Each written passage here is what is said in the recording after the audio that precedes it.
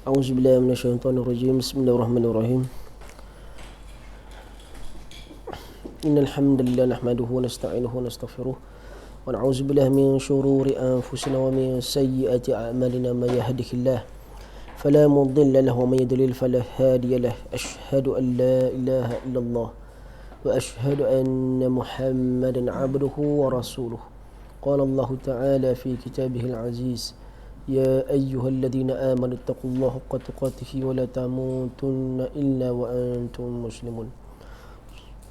Qala Allah ta'ala: Ya ayyuhan nasu taqu rabbakum alladzi khalaqakum min nafsin wahidah wa khalaqa minha zawjaha wa bassa minhuma rijalan katsiran wa nisaa'a. Wattaqullaha alladzi tasaaluna bihi wal arham. Innallaha kana 'alaykum raqiba. Fa inna asdaqal haditsi kitabullah. Wa khairal hadi hadi Muhammad sallallahu alaihi wasallam. Wa syarrul umuri muhdatsatuha wa kullu muhdatsatin bid'ah wa kullu bid'atin dhalalah wa kullu dhalalatin fin nar. Amma ba'd.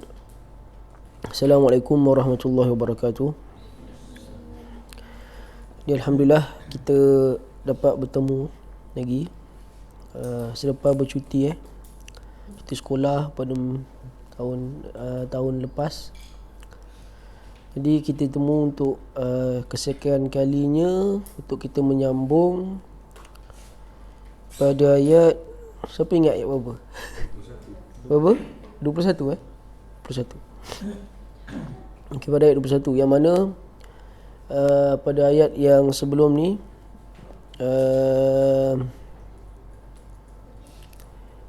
yang mana ayat sebelum ni kita lihat berkenaan dengan pujukan adik-beradik Yusuf, pujukannya kepada ayah mereka untuk membawa adiknya iaitu Yusuf dan juga adiknya yang last Bunyamin untuk keluar bermain.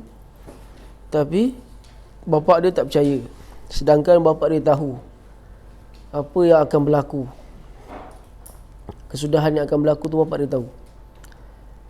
Dan cara mereka meyakinkan ayah mereka dengan menyebut nahnu usbatun, kami ni ramai, kami ni ramai, yang mana pastilah kami boleh menjaganya. Dan bila adik-beradik dia menyebutkan nahnu usbatun, kami ni ramai, kami ni sekumpulan orang yang boleh diharap, itu menunjukkan ialah kata-kata anak-anak yang cuba mendapatkan kepercayaan ayahnya dengan mengatakan nahnu usbatun. Jadi nak mendapat kepercayaan ayahnya, dia pun meyakinkan ayahnya dengan menyebutkan kami ni boleh diharap. Dan seperti yang dijangka, cubaan membunuh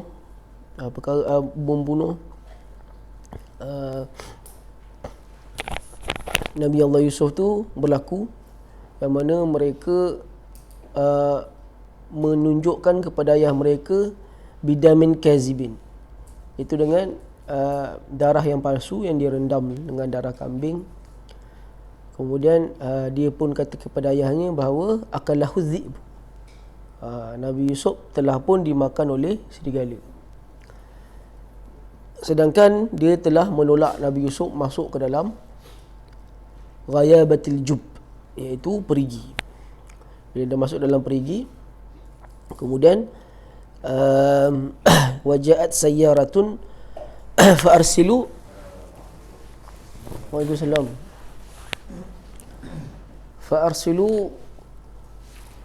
fa'arsilu waridahum fa'adla dalwah.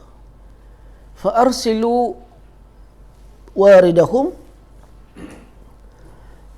ketika datangnya sekumpulan orang meniaga, sayyarah iaitu caravan, sekumpulan orang yang meniaga, dia pun mengambil air di perigi, dan Nabi Yusuf pun bertenggek di atas bekas air tersebut dan ditarik. Kemudian dia kata, ya bushra haza gulam, betapa comel lah, kita kata comelnya, cantiknya budak yang ada ni, yang kita dapat ni. Wa asarruhu bida'atan, Kemudian dia pun menyembunyikan Yusuf dalam barang dagangan mereka, seolah-olah yang mereka bawa itu adalah barang dagangan. Wa asarruhu bida'atan. Jadi dia pun bawa Nabi Yusuf pergi ke Mesir. Dan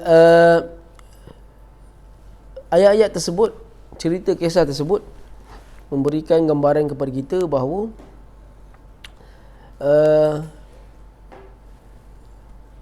kejahatan, macam kita cerita pada dulu, kejahatan yang terancang dapat mengalahkan sebuah kebenaran yang tidak dirancang. Apa-apa benda pun, baik ke buruk, kalau yang buruk pun jika dirancang dengan baik, maka dia dapat mengalahkan kebaikan yang tidak dirancang dengan baik. Seperti mana abang-abang mereka yang rancangan pembunuhan tersebut, rancangan nak membunuh adik mereka tu, sebab nak yakhlu lakum wajhu abikum, ya, sebab nak mendapatkan perhatian ayah mereka nak dapat perhatian ayah mereka. Jadi itu menunjukkan kepada kita satu perancangan al-kaid. Sebab ayat Quran Allah sebut tu fayakidu laka kaida, mereka akan merancang untuk membunuh. So itu satu rancangan. Benda-benda yang dirancang dipanggil sebagai al-kaid. Tapi al-kaid ni ialah rancangan jahat lah. Jadi betul lah seperti Allah sebut, mereka akan merancang rancangan jahat. Saya teringat dulu, pensyarah saya pernah cerita satu benda masa kat Morocco dulu. Dia nak cerita pasal ilmu hadis ni lah.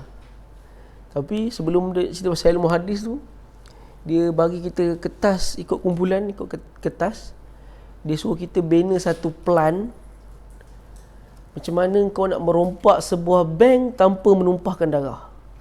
Semua macam terperanjat, kena cerita pasal rompak bank. Lepas tu saya satu kumpulan dengan Arab lah. Biar Arab yang buat kerja, kita kumpulan Arab, biar Arab buat kerja. Setiap kumpulan tu dia bagi kertas. Dia suruh kita buat plan bentang. Macam mana kau nak rompak bank tanpa tumpahkan darah, tanpa membunuh pengawal. Kau cerita, kau buat plan kau. Semua budak buatlah plan. Buat plan macam mana nak rompak bank. Syarat suruh cerita pasal rompak bank, merancang merompak bank. Itu sebagai satu set induksi dia lah, orang kata pemula pelajaran dia kan. Itu semua macam tak pernah lagi masuk kelas rompak bank kan. Sampai akhir sekali pensyarah pun cakap pasal benda ni lah. Kebatilan yang terancang dapat mengalahkan sebuah kebenaran yang tak dirancang. Itu conclusion akhir dia sebut. Kalau macam tu, begitu juga dengan ilmu hadis kita. Ilmu hadisnya bila dia tidak disusun seperti mana para ulama susun dia, maka dia semuanya akan habis. Sebab tak dirancang. Semuanya tak disusun, tak disistemkan. So kata pentingnya dalam kehidupan kita, kita merancang sesuatu sebelum kita melakukan sesuatu. Merancang. Walaupun benda orang kalau nak buat benda dosa sekalipun, orang merancang. Kan? Tak boleh nak main masuk 1,000 je bank, memang pasal pai kepala awal. Kan? So benda tu semua pun ikut rancangan. So seperti mana yang disebut pada kisah yang perancangan kaid, kaf ya dal kaid, perancangan jahat, licik. Kemudian bila dia sampai, Allah berkata wallahu alimun bima ya'malun. Walaupun dia sorokkan Nabi Yusuf ke dalam barang dagangan mereka, wallahu alimun bima ya'malun, tapi ingatlah bahawa Allah tetap tahu juga apa yang telah mereka lakukan. Kemudian dia berkata, dan wasyarauhu bisamanin bakhsin darahim ma'dudah. Bila Nabi Yusuf sampai di Mesir, wasyarauhum bisamanin bakhsin ma'dudah, dia telah menjual Nabi Yusuf dengan harga yang murah. Wa kanu fihi minaz zahidin, wa kanu fihi minaz zahidin. Dia mereka menganggapkan Nabi Yusuf ni minaz zahidin, tak nilai apa-apa. Dia tak menghargai apa-apa pun. Jadi sebab dia boleh jualkan Nabi Yusuf tu dengan harga yang murah. Tapi sebahagian mufassir ada mengatakan disebab ada hikmah dia dijual dengan harga yang murah. Hikmah dia dijual dengan harga murah supaya dia cepat dijual. Ada yang kata tu sebab dia cepat terjual dan dia mendapatkan tuan dia yang baru cepat. Wa qala allazi ishtarahu min Misra. Ini ayat 21. Wa qala allazi ishtarahu min Misra limratihi. Lepas ada seorang ni yang mana dalam Quran meletakkan dengan nama Al-Aziz, tapi bukan Al-Aziz tu bukanlah nama dia.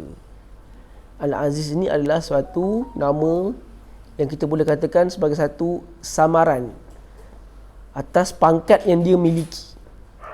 Kita boleh kata orang-orang mulia, orang-orang bangsawan, orang ada-ada. Wa qala alladhi ishtarahu min Misra.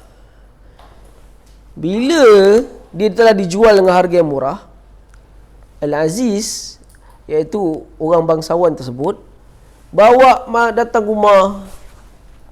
Dia pun cakap kepada imra'atihi. Imra'ah ni maksudnya pada isteri dia. Dia kata apa? Akrimi maswah. Akrimi maswah. Adik-adik semua ada Quran Semua ada Quran. Tengok perkataan akrimi maswah. Akrimi maswah ni satu perkataan yang penting. Ini satu poin yang penting, akrimi maswah. Akrimi maswah. Ini menunjukkan satu nilai yang besar kepada anak-anak. Anak-anak. Dia kata akrimi maswah. Wahai isteriku, akrimi, kau siapkanlah tempat tidur dia, kelengkapan dia, mana dia nak tidur, mana nak burus gigi ke apa ke kan. Siapkan segala kelengkapan dia. Akrimi maswah. Akrimi maswah. Kat sini satu nilai yang boleh kita belajar adalah kemuliaan, sifat memuliakan tetamu walaupun orang tu dia baru kenal. Walaupun orang tu tak siapa-siapa, dia baru beli dekat pasar, walaupun budak tu seorang hamba, tapi dia boleh sebut kepada. Sebab apa saya cakap macam tu? Kerana akrim, perkataan akrim, kalau ikut dalam bahasa Arab, Aziz tu boleh je sebut aid, siapkan. Dia boleh guna perkataan tu. Dia boleh kata, kau siapkanlah aid, aiddi. Assalamualaikum. Betul marah.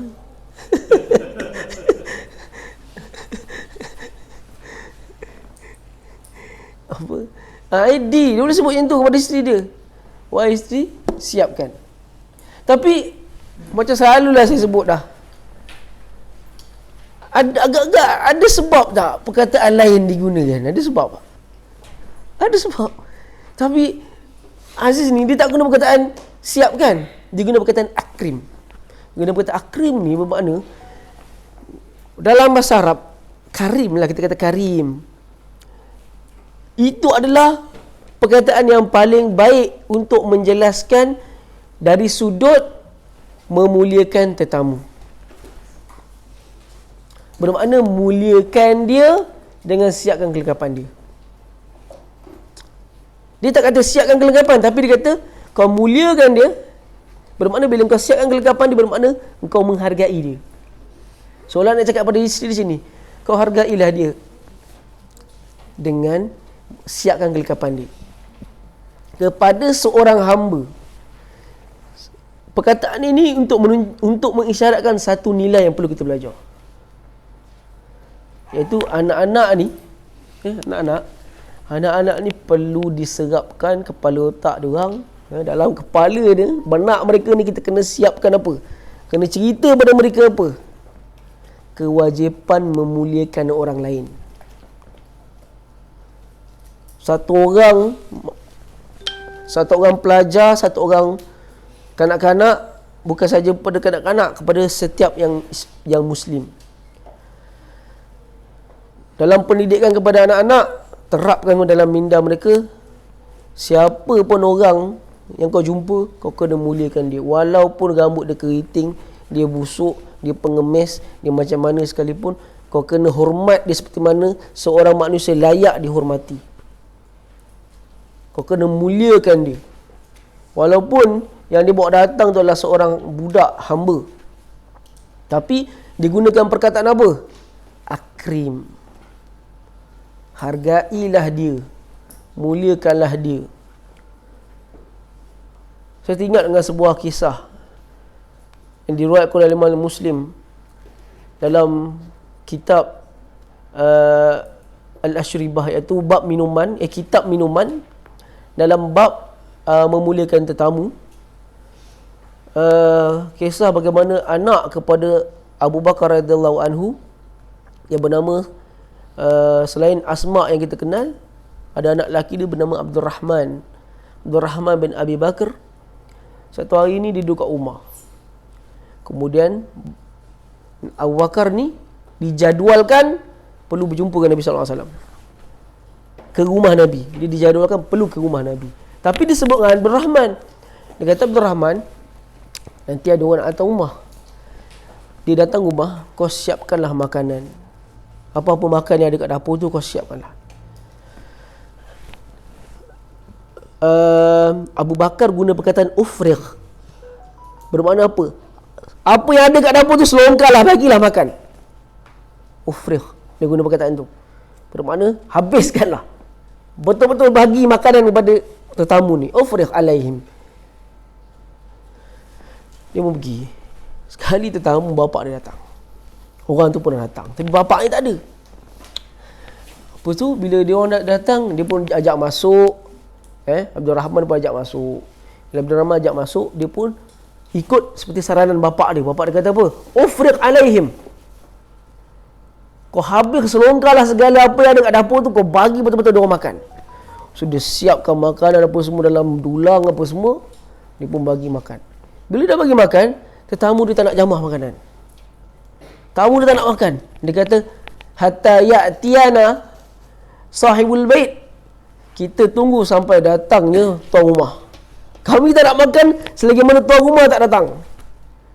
Ada kacau. Abdul Rahman kata, aku nak suruh makan pun susah.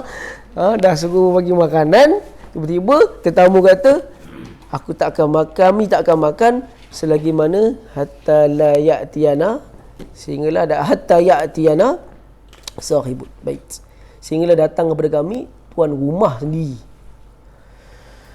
3 kali dalam riwayat sebut dia pujuk tetamu tu suruh jamah. Dia orang tak nak jamah.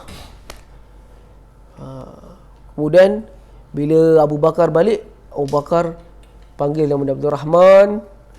Mana makanan yang aku tetamu kita tu, kau dah siapkan makanan. Kemudian dia datang kat tetamu tu, dia kata, kau semua dah makan belum? Kata belum makan. Apa punya marah Abu Bakar masa tu. Abu Bakar marah sebab dia suruh anak dia bagi makan. Kali bila dia datang, dia tanya tetamu belum makan. Dia tak tahu cerita yang tetamu kata tak nak makan selagi Abu Bakar tak sampai. Sekali bila dia dapat tahu daripada tetamu ni kata tak nak jamah, dia tahu kata dia orang ni belum makan, dia jerit kepada Abdul Rahman. Kata apa? Abdul Rahman, dia jerit nama Abdul Rahman. Fatahannaitu anhu, dia kata, aku mula menyeruk daripada pandangan Abu Bakar. Dia dengar je bapak dia panggil Abdul Rahman, dia pun menyeruk. Dia panggil kali kedua, Abdul Rahman, fatahannaitu. Dia kata, aku nyeruk lagi. Aku tak nak bagi bapak aku dengar. Nampak aku. Sebab aku tahu dah memang kena tibai dah aku ni kan. Sebab tetamu tak makan. Kali ketiga panggil Dan nyeruk kali ketiga panggil dia kata apa? Ya Gunsar, wahai si bodoh, dia panggil. Dalam hadis bukan ya Gunsar. Gunsar ni kalau dalam bahasa Arab bodoh macam keldai macam unta. Kata wahai si bodoh, ya Gunsar. Sebab apa dia boleh cakap macam tu kat anak dia? Sebab dia nak ajar kepada anak dia bahawa ini tetamu, kau kena apa sekalipun kau kena muliakan dia. Kalau kau culas bab ni, kau tak ambil kisah pasal bab ni, kau dia ajar benda ni serius. Sebab dia panggil kau bodoh. Sebab nak cakap kat anak dia benda ni serius. Tetamu datang tak bagi makan, benda tu serius. Sebab dia panggil ya Gunsar, wahai si bodoh. Kata ala kunta tasma'u sauti, kata bukankah kau dengar, kalau kau dengar suaraku, ala kunta tasma'u sauti illa ji'ta, patutnya kau dengar je suara aku ni, kau dah kena datang sini. Bapak dia cakap itu, kau dengar suara aku ni, kau kena datang sini. Dia pun datang. Betul dia kata apa? Kenapa tetamu belum makan? Dia tanya. Sebab dia kata dia orang tunggu kau sampai baru dia orang nak makan. Sekali Abu Bakar sendiri jemput, makanlah. Kata selagi kau tak duduk, tak jamah, kan kami tak nak makan, kata. Macam tu sekali dia punya. Dan Abdul Rahman sebut dalam hadis, dia kata apa? Wa ma ra'aitu asyarrika misli hazihi lailah. Tak pernah aku melihat satu peristiwa buruk pada malam ni, dia kata. Tak pernah aku tengok satu peristiwa paling buruk malam ni lah. Peristiwa paling buruk, orang ni ajak makan, ni tak nak makan, ini juga ajak makan, tak nak makan. Dan bila dia ajak tetamu dia tak nak makan, dia kata apa? Wallahi aqsamtu ala nafsi. Kata demi Allah, aku pada malam ni pun tak nak makan, dia kata. Abu Bakar sendiri kata, aku demi Allah tak nak makan. Dia pula ada tak nak makan. Kemudian dalam hadis sebut, tetamu pun mengajak Abu Bakar makan, dan Abu Bakar berkata, wa kana al-ula minasyaitan. Akunya sumpahan yang pertama tadi adalah daripada syaitan. Kemudian barulah dia jamah makanan. Dia bercerita pada esoknya, Abdul Rahman pun cerita kepada Rasulullah SAW. Dia cerita kepada Rasulullah, dia cerita kisah macam ni. Apa benda yang berlaku, dia cerita. Saya bayangkan Abdul Rahman sampai sebut benda peristiwa paling buruk aku jumpa pada malam ni lah, dia kata. Lepas tu dia cerita kepada Rasulullah, kemudian Rasulullah kata, engkau lah yang paling baik sebenarnya. Engkau abarruhum wa asqahum. Engkau lah yang paling baik sebenarnya, sebab engkau dah mulakan dengan mengajak mereka makan. So poin yang kita nak sebut sini adalah bagaimana si ayah mengajar anaknya tentang seriusnya menghormati orang lain. Jadi satu benda yang salah seandainya seorang bapa, seandainya seorang ibu yang diamanahkan anak-anak tapi tak pernah bercerita kepada anak-anaknya bahawa menghormati orang lain, walau seburuk macam mana sekalipun kedudukan dia di mata kita, walau macam mana busuk sekalipun dia di depan kita, dia berhak dilayan seperti manusia lain. Itu benda yang perlu kita terapkan ke dalam minda mereka. Kepentingan menghormati manusia lain. Ini adalah apa yang diterapkan oleh para salaf. Sampaikan Nabi SAW ada sebut dalam hadis lain. Ati'u wa in ta'ammara alaikum abdun. Taatlah engkau kepada pemimpin, walaupun wa in ta'ammara alaikum abdun. Walaupun yang memimpin kamu itu adalah di kalangan orang-orang hamba.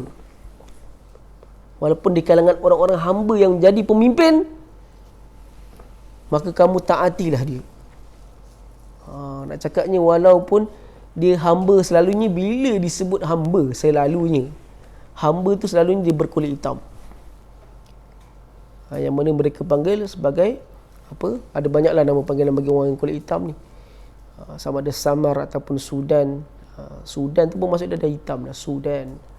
Tapi Sudan ni ialah orang Arab, orang kulit hitam yang berbahasa Arab. Sudan. Kamu pernah pergi Sudan? Sudan selalunya Petronas lah kan. Orang yang oil and gas selalu memang dia ada kerja kat Sudan tu. Kalau nama Sudan tu ialah maksudnya orang-orang hitam. Kalau Morocco dulu dia panggil orang hitam apa tau? Dia panggil kuhal. Kuhal ni celak. Dia orang kalau nak panggil orang kulit hitam, dia panggil ni puak-puak celak ni, dia kata. Ha? Apa dia? Celak satu badan. Dia panggil ni puak-puak celak ni kuhal, dia kata. Kalau ada satu, kalau itu kuhal tu bahasa ni lagi, kalau bahasa pasar dia, orang kulit hitam ni dia panggil Izzi. Izzi. Orang kulit hitam kalau dengar orang sebut Izzi, dia anggap macam orang kalau kat US dia panggil orang ni panggil nigger. Itu perkataan memarahkan sebenarnya tu. Tapi orang Arab ni dia kalau sebut dia Izzi dia panggil. Padahal dia orang lalu pun dia sebut Izzi. Kata gila dia orang ni. Arab ni dia orang memang, kalau di Morocco sinilah, dia memang pandang rendah sikit lah pada yang kulit hitam ni. Pada orang kulit hitam ni. Tapi saya adalah orang yang ada pengalaman duduk satu rumah orang kulit hitam dengan orang Senegal. Demi Allah saya cakap, bahasa Arab dia orang sangat fasih. Dan dia orang sangat bertakwa kepada Allah. Itu apa yang saya nampak. Saya pernah duduk satu rumah dengan dia orang. Sangat bertakwa kepada Allah. Tepat tepat waktunya solat. Tak kerja dia, tak main game, dia baca kitab. Satu rumah. Kita kalau duduk satu rumah orang baca kitab, nak tidur pun serba salah. Nak tidur sini tak kena, nak tidur sini tak kena. Kata dah semua baca kitab, bukan kitab lah juga. Tapi tidur lah lepas tu. Dia duduk satu rumah. Dia kalau makan satu dulang.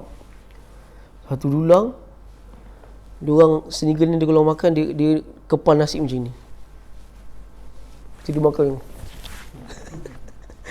Kuku dia tajam. Apa kembang tekak aku nak makan. Makan. Tapi sepanjang saya duduk dengan dia orang, memang bahasa Arab yang fasih. Saya pernah jumpa seorang orang Senegal, dia boleh mengarang syair spontan masa ustaz tengah mengajar. Dia buat lanjutan daripada apa yang ustaz mengajar tu, dia karang time tu juga spontan. Saya tak pernah jumpa. Arab pun boleh boleh buat macam tu, tapi dia boleh buat. Orang kulit hitam ni. Sebab kita kata Allah tak tengok kepada warna kulit seseorang, tapi Allah tengok siapa? Ila taqwakum atqakum. Siapakah yang paling bertakwa? Jadi kita kata kita kena terapkan dalam minda anak-anak, kau hormat orang tu walaupun dia berkulit hitam, walaupun orang lain semua pandang dia pandangan yang rendah sekalipun. Dan ini disebut akrimi maswah. Kau hargailah budak ni dengan menyiapkan segala kelengkapan dia. Akrimi maswah. Asa ayan fa'ana. Moga-moga dia ni bermanfaat untuk kita. Dia balik, dia bawa Nabi Yusuf. Dia kata kat bini dia, siapkan baju dia semua, hargai dia seperti mana sepatutnya dia hargai. Manalah tahu dia ni bermanfaat untuk kita. Maksudnya kat situ ialah asa ayan fa'ana. So ada beberapa ulama bahas juga. Dia nak cakap ni, dia beli Yusuf memang untuk buat kerja dah.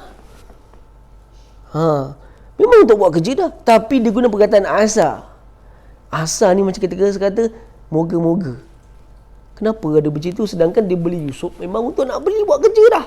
Tapi dia kata moga-moga manalah tahu dia boleh tolong-tolong kita. Nampak? Cara cakap dia pun dah, semua cara cakap dia semua dalam pemilihan bahasa dia tu menunjukkan sebenarnya Al-Aziz ni adalah seorang yang baik akhlak. Al-Aziz ni. Tapi kita tak boleh salahkan isteri dia. Sebab kita akan tahu nanti dalam ayat seterusnya akan menyebut sebab apa isteri dia boleh jadi macam itu. Disebut asa an yanfa'ana. Moga-moga manalah tahu dia ni boleh tolong kita. Ayan fa'ana. Au nattakhizahu walada. Nampak? Au nattakhizahu walada. Ataupun untung-untung kita jadikan dia anak angkat kita.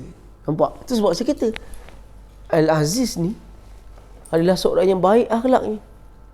Sebab dia menggunakan bahasa-bahasa yang baik, dia menghargai manusia lain walaupun orang tu hamba, dan dia teringin nak menjadikan budak tersebut sebagai anak angkat.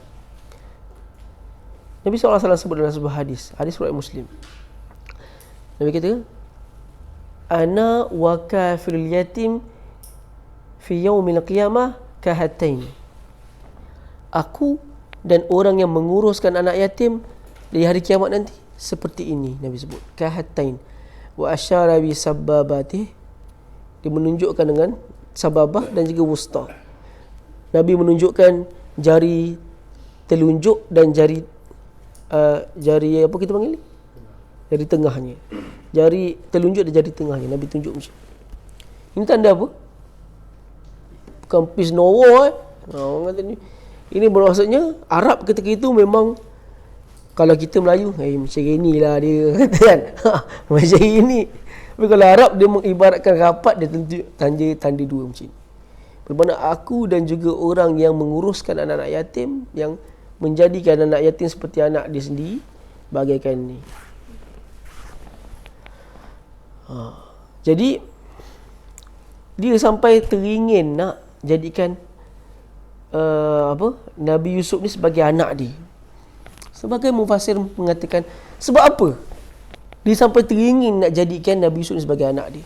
So ada beberapa pandangan kat sini. Ada yang mengatakan lihusni wajhihi, kerana keelokan dan kecantikan wajah Yusuf. Ada juga sebagian mengatakan kerana ada riwayat-riwayat yang mereka pakai menunjukkan ada beberapa sifat dan tindak tanduk Yusuf yang menarik hati mereka. Okay. So tu yang teringin dia nak jadikan sebagai anak. So apa yang kita nampak kat sini, anak-anak yang dipelihara dengan akhlak yang baik akan membuatkan hati orang yang melihatnya pun akan rasa lunak dengan dia. Itu adalah kesan kalau kita berkelakuan baik, kesan bila kita berakhlak baik, menghormati orang, berakhlak dengan akhlak yang Nabi SAW telah ajarkan dalam hadis-hadis yang telah diajarkan oleh Allah dalam Quran melalui tadabbur. Segala akhlak-akhlak yang telah kita belajar dalam surah Yusuf ni, kalau ada kesananya kita berakhlak dengan akhlak seperti itu, dia akan membuatkan hati orang lain semua suka dengan kita. Jadi itulah kesan menjadi anak yang baik, kesan menjadi pelajar yang soleh. Kalau kita pun selalu, kalau perangai budak-budak kita nampak siapa-siapa, kalau kat kawasan keciranan kita nampak budak berpelesiran, kita tanya, kau ni anak siapa? Orang akan tanya kau anak siapa dulu. Sebab perangai kau mencerminkan bagaimana mak ayah kau didik kau. So tunjukkan, kita akan tengok pada ayat seterusnya nanti, Nabi Yusuf menunjukkan bahawa aku telah dididik dengan didikan yang baik atas akhlak aku. Menunjukkan dia sebagai telah dididik dengan didikan yang baik. Jadi bawa didikan yang baik ni di luar rumah kita. So bagaimana cara dia? Dia mesti bermula dengan ibu dan bapa yang sedar tanggungjawab dia mendidik anak-anak dia dengan akhlak yang baik. Dan ibu dan bapa dia kena tahu tentang akhlak-akhlak yang sunnah untuk diterapkan kepada anak-anak dia. Seandainya dia biarkan anak dia dan dia mengatakan anak aku pergi sekolah, so cikgu-cikgu lah ajak kat sekolah, dia lepaskan macam itu je, dia anggap anak dia dah pergi sekolah, maka biarlah cikgu-cikgu di sekolah yang mendidik anak-anak dia, dan bukan dia bermula didikkan daripada diri dia, maka tunggulah hari kehancuran. Tunggulah hari kehancuran. Apa hari kehancuran? Keruntuhan akhlak anak-anak kau yang kau tak didik dia dengan didikan Al-Quran dan Sunnah. Maka anak-anak akan mencerminkan akhlak-akhlak yang tak baik. Sebab apa? Mak bapak dia tak ajar dia cara nak hormat orang macam mana, cara nak panggil orang, panggilan hormat macam mana. Mak bapak apa dia tak ajar tentang apa? Tentang segala benda yang perlu diajar. Tak ajarkan dia tentang nama-nama Allah, sifat-sifat Allah, tak ajar dia tentang agama, tak ajar tentang hadis, tak ajar tentang akhlak Rasul, semua tak ajar. Dan melepaskan tangan kepada orang lain, maka itu akan berakhir kepada al-halak, iaitu kehancuran. Jadi dia berkata, wa kazalika makanna li Yusufa. Dia kata, dan begitulah kami Memuliakan makanna ni kita kata macam ni. Kalau ikutkan, ada tak yang terjemahkan menempatkan, meletakkan, ada ke? Tak ada. Memuliakan ada. Menetapkan. Memberikan apa? Kedudukan. Okey, memberikan kedudukan, menetapkan. Okey. Kalau diterjemah menempatkan, bagi saya kurang sesuai. Okey, memberikan apa?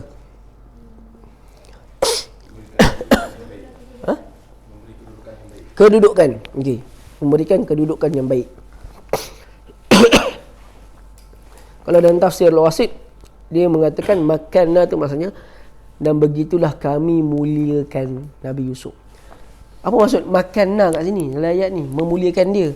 Maksud dia apa? Pertama, dia selamat daripada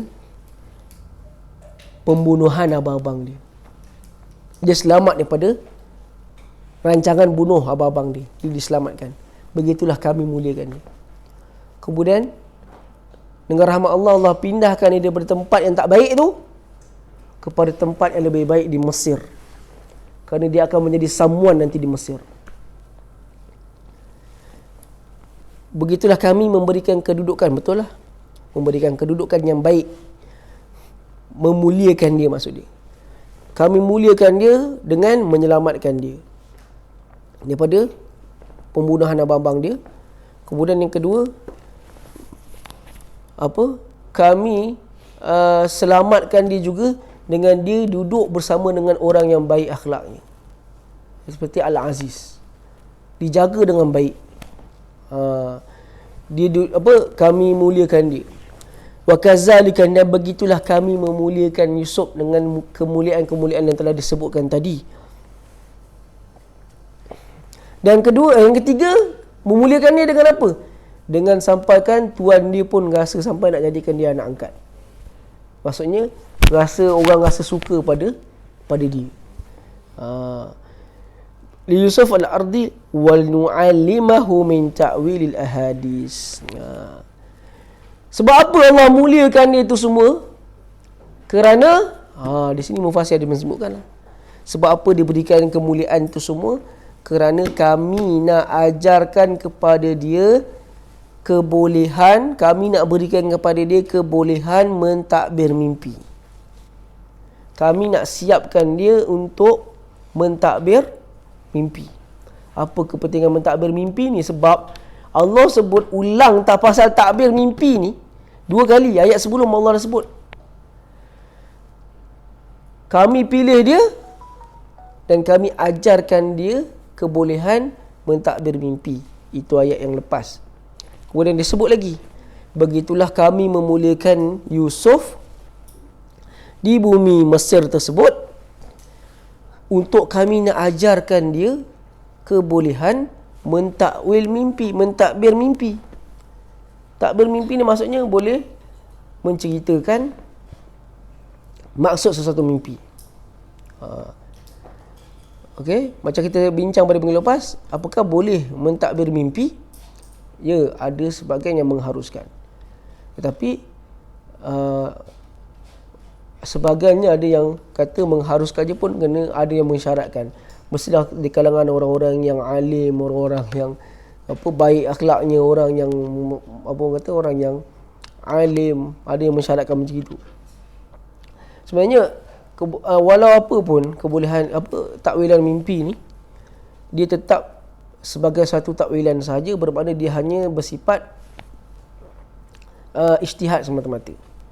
Tapi kalau datang daripada seorang rasul, datang daripada seorang nabi, maka dia adalah wahyu. Jadi apa yang datang daripada orang yang soleh, kebolehan mentadbir mimpi, harus saja kita mengambil takbiran tersebut seadanya takbiran tersebut membawa kepada natijah yang baik dan tidak melanggar apa-apa benda telah ditetapkan oleh syarak.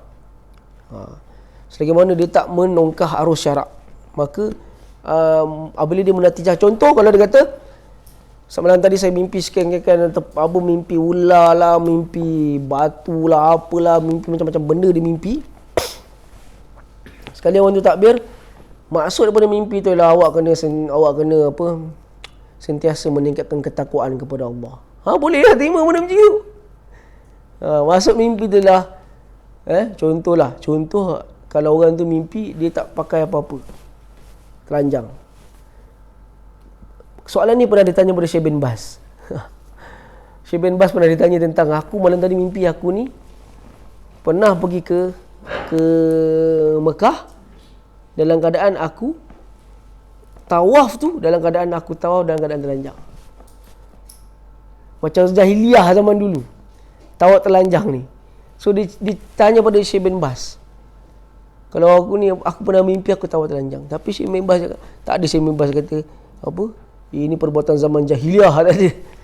Syekh bin Baz kata, kalau tak pakai pakaian, kau bermimpi tak pakai pakaian, bermakna Allah sedang merencanakan untuk engkau sentiasa bertaubat kepada Allah. Sebab apa? Tak ada dosa. Sebab apa orang Arab jahiliah dulu dia orang tawaf telanjang? Sebab apa?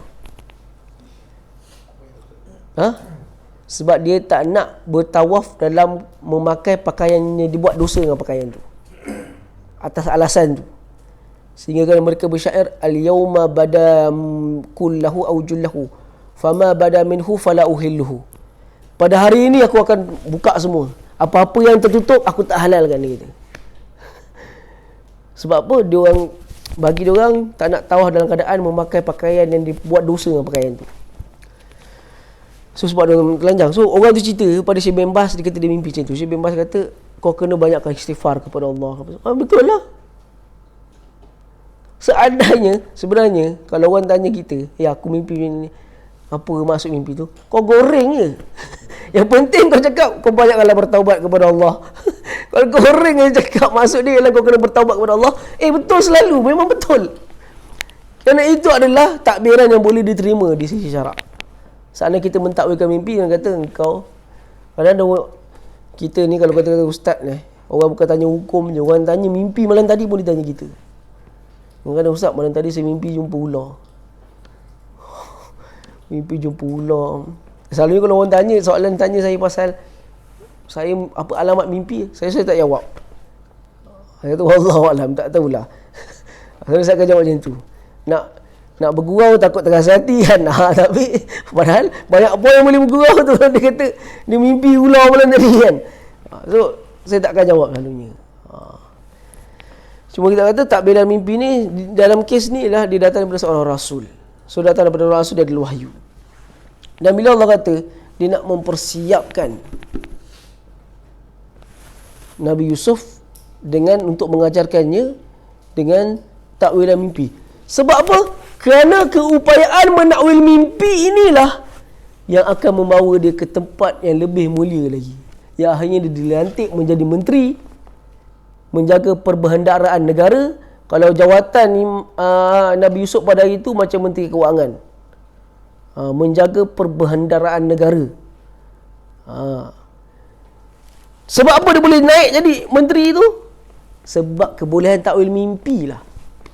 Sebab Allah ulang sampai 2 kali.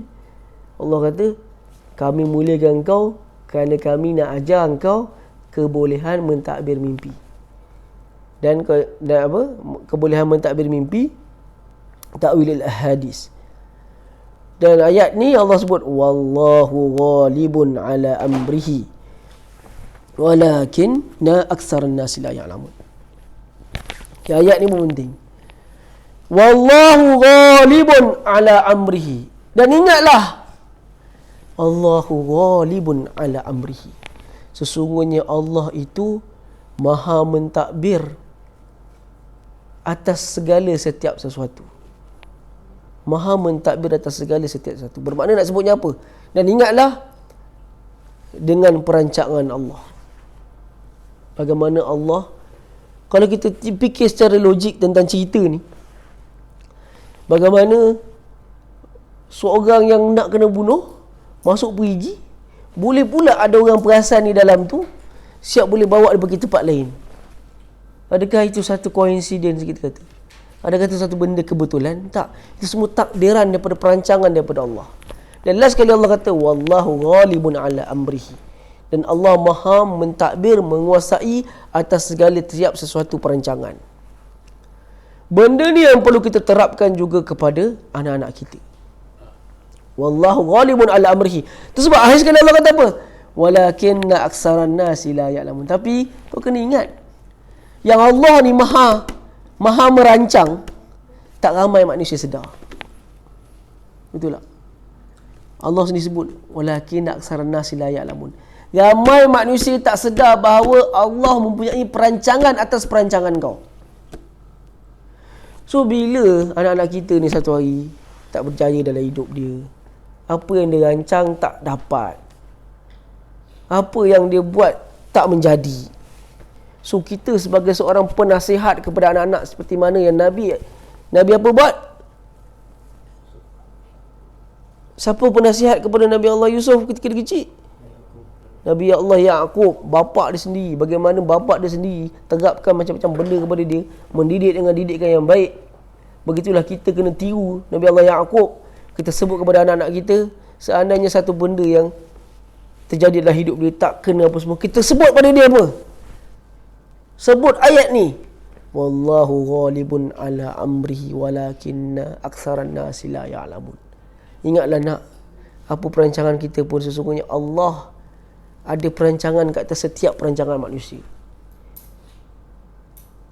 Engkau dah cuba segala usaha, engkau dah cuba segala ilmu, engkau dah belajar, engkau dah pergi, tapi tak dapat juga. Ingatlah nak, wallahu ghalibun ala amrihi.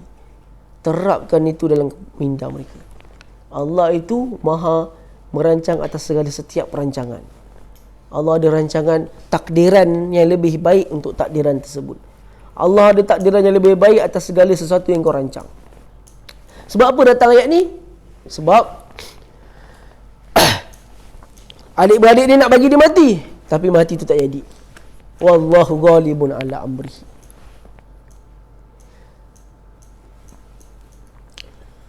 Peniaga tu cadangnya nak jadikan dia untuk dapat duit yang banyak, jual. Tapi dia dapat duit yang sedikit untuk dijual hamba tersebut, tak dapat untung yang banyak. Maka wallahu ghalibun ala amrihi. Tu Allah kata. Jadi ayat ni sangat gila. Yang mana ayat ni perlu kita terapkan kepada anak-anak kita. Ingatlah, Allah mempunyai takdir yang lebih baik untuk engkau di masa hadapan. Bersabarlah. Wallahu ghalibun ala amrihi. Kenapa? Bila anak kita dah cuba, anak kita anak yang saleh, menjadi orang yang saleh, menjadi orang yang baik, maka kena terapkan kepada dia. Dan sebab dalam ayat ni banyak kali Allah sebut. Allah kata apa? Wa kadzalika najzil muhsinin. Dan ingatlah, begitulah kami membalas kebaikan kepada orang yang buat baik. Kita kena sebut pada anak kita, ingat nak, kau takkan rugi jadi orang baik, kau buat baik, kau buat segala perkara yang baik, kau takkan rugi kerana Allah akan balas setiap kebaikan tersebut. Jangan pernah rasa rugi dengan setiap kebaikan yang telah kau buat. Tak rugi jadi orang baik, yang rugi jadi orang jahat. Jadi pelajar jahat, jadi pelajar bermasalah, itu rugi. Tapi jadi pelajar yang baik, jadi anak-anak yang baik, takkan pernah rugi. Kerana setiap kebaikan tu semua akan mendapat balasan dia. Sama ada balasan dia apa? Macam-macam cara boleh datang balasan tersebut. Sama ada mungkin Allah akan tentukan kau dapat benda yang kau nak. Kau apa benda kau cita-citakan, Allah akan mudahkan. Atau kau dipermudahkan membuat perkara-perkara yang baik, terhindar daripada buat perkara-perkara yang buruk, terhindar daripada segala macam-macam benda kebaikan itu boleh datang. Kerana setiap kebaikan yang dibuat akan dibalas oleh Allah. Setiap kebaikan. Begitu juga setiap kejahatan pun akan dibalas. Dan Allah kata wa kadzalika najz walakin aksaran nasi la ya'lamun. Tapi tak ramai orang sedar bahawa setiap yang kau rancang masih adanya perancangan yang lebih besar di atas rancangan kau. Wallahu ghalibun ala amrihi. Tapi tak ramai manusia yang sedar. So lepas ni kita kena sedar, kita kena jadi orang-orang yang sedar. Selalunya para ulama mengatakan, di antara cara mentadabur, bila Allah sebut ayat Quran macam tak ramai orang yang beriman, tak ramai yang sedar, tak ramai yang tahu. Cara tadabur benda-benda yang Allah sebut tak ramai ni, selalunya para salaf akan berdoa, jadikanlah aku di kalangan orang yang tak ramai itu. Itu dalam Syekh Sadiq Ahmad Nakah sebut dalam kitab ada Qawaidut Tadabbur. Syekh Sadiq Ahmad Nakah sebut di antara cara salaf tadabbur ayat macam itu, kan banyak ayat Quran sebut macam tu kan. Tapi ingatlah betapa ramai yang tak sedar. Tapi ingatlah betapa ramai yang tak tahu. Tapi ingatlah betapa sedikitnya orang yang bersyukur. So kena sebut, ya Allah, jadikanlah aku orang yang sedikit tu. Aku nak jadi orang yang sedikit tu. Ya Allah kata dalam ayat ni, dan ramai orang yang tak tahu. Ya Allah, jadikanlah aku di kalangan orang yang tahu. Allah sebab Allah kata tak ramai orang yang tahu, so aku nak jadi yang tak ramai tu. Kerana akhir zaman nanti ramai yang tersesat, tak ramai yang selamat. Yang selamat siapa? Saya berani boleh cakap yang selamat adalah orang yang membuat majlis-majlis seperti ini dan dia beramal dengan benda yang dia belajar. Kalau pergi kelas je tapi perangai tak berubah pun tak jadi juga. Tu sebab surah Kahfi 10 ayat masjid semua mesti baca. Masjid dia siap ada kad dia tu, tapi dia letak apa? Surah Al-Khafi. Aku tak pernah ada surah Al-Khafi, tapi dia orang tulis surah Al-Khafi. Surah Al-Khafi tu maksud yang tersembunyi, patutnya Kahfi. Tulis surah Al-Khafi. Dia orang baca 10 ayat. Sebab Nabi sebut 10 ayat lah. So dia baca 10 ayat, kemudian dia baca surah Al-Mulk. So tak ada masalah baca 10 ayat. Tapi alangkah baiknya dia orang tahu sebab apa 10 ayat tu Nabi kata selamat fitnah Dajjal. Alangkah baiknya kalau dia orang tahu. Alangkah baiknya jika ada orang yang sedar kepada mereka. Sebab apa Nabi mention siapa yang baca 10 ayatnya faqad usima min fitnati Masih Dajjal, dia kata selamat dari fitnah Dajjal. Sebab sebagian ulama ada mengatakan sebab dia apa? Awal-awal ayat lagi surah Kahfi Allah dah sebut dah. Alhamdulillahilladzi anzala ala 'abdihil kitaba wa lam yaj'al lahu 'iwaja qayyiman liyunzira ba'san syadidan min ladunhu wa yubashshiril mu'minin. Dan Allah kata apa? Pertama sekali Allah mention pasal ayat Quran. Dan di antara salaf yang menafsirkan pasal ayat tu, Allah kata segala maha sempurna Allah yang menurunkan Al-Quran kepada Nabi Muhammad dan tidak menjadikannya bengkok ayatnya. Ayatnya tak konsisten.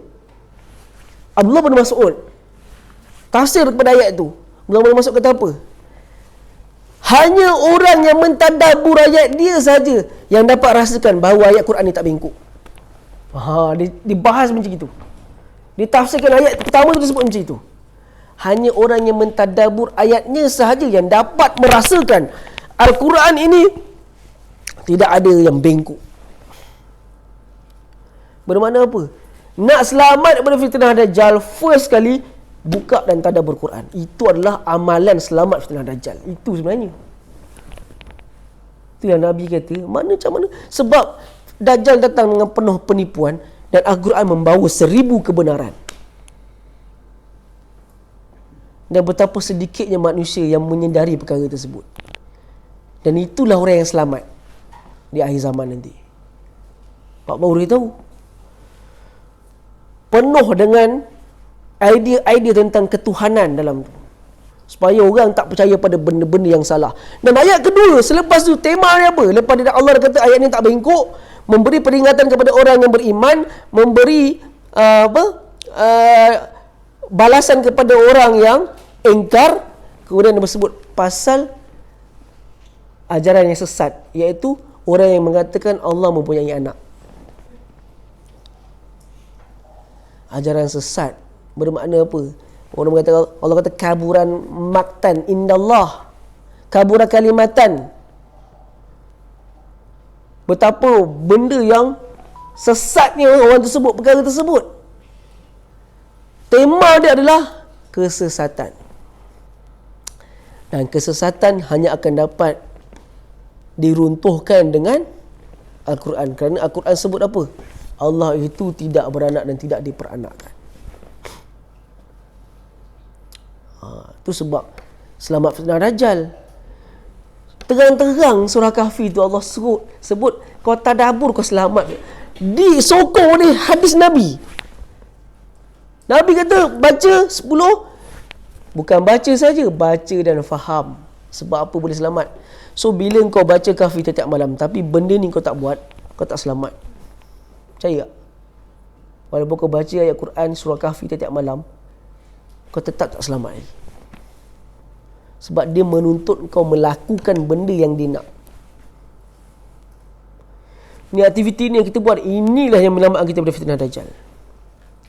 Ini yang menyelamatkan kita. Inilah kelompok yang dengan izin Allah dapat menjadi orang golongan yang selamat. Kerana membuat majlis berhimpun atas bacaan dan juga pemahaman Al-Quran. Tapi dengan syarat tadabbur yang memberi kesan. Dia dah belajar, dia tahu, dia amal, dia sebar. Dan dia ajak orang lain sama-sama buat benda tersebut. So ni kita kata beriman bahawa setiap perancangan aku ada batasnya, walaupun mengikut ilmu yang betul, ada mentor dah pun, ada strategi dah pun, tak berjaya. Wallahu ghalibun ala amrihi. Walau berancang macam mana sekalipun, ada mentor sekalipun, ada iklan sekalipun, ada buat macam-macam benda sekalipun, tak berjaya, tak apa. Wallahu ghalibun ala amrihi walakinna aktsaran nasi la ya'lamun. Kerana setiap aku rancang tu, ada yang maha perancang ke atas setiap rancangan. So benda tu membuatkan orang itu akan menambahkan iman dia. Ayat ini akan menambahkan iman dia, bahawa dia tak memandang besar segala usaha dia, sehingga dia sombong, aku berjaya sebab dengan usaha aku. Itu baru orang yang beriman. Dia belajar daripada apa yang dia baca. So dia ubah fikiran dia, dia ubah cara dia bercakap. Itu barulah ciri orang yang mentadabbur ayat Quran. Jadi dia pun walamma balagha asyuddah. Cerita lain pula. Dan ketika mana balagha asyuddah, Nabi Allah Yusuf telah menginjak dewasa. Balagha asyuddah ni bukan dari sudut umur. Diorang terjemah apa kat situ? Dan ketika mana? Ya?